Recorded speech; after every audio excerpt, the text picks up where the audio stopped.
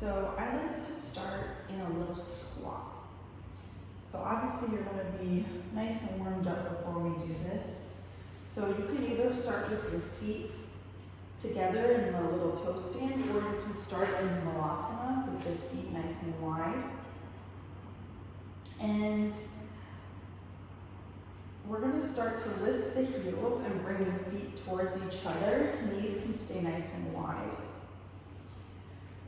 Palms are gonna be facing forward, maybe a little bit rotated towards the edges, the long edges of the mat. And you're gonna bring the palms in front of you. That way you have room to move.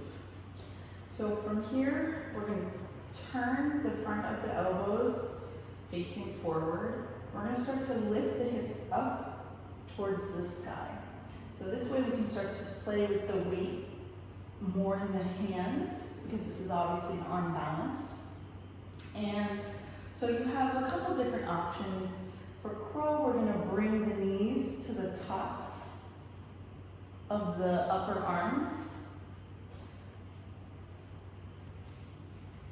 For crane, you can bring the knees to the outside of the upper arm, so more of a squeeze. And the key to this pose, other than distributing the weight evenly throughout the palms, is engaging the core. That way your arms aren't doing all the work, your core is really helping you find that lift. And then we'll slowly start to play with the weight. So maybe you lift one toe, the other.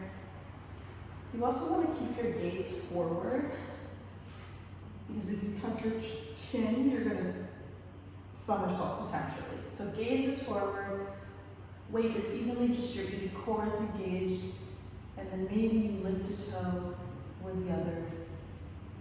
You can play with that, right? So you might not be able to hold it for very long. You might only be able to lift one toe and then the other.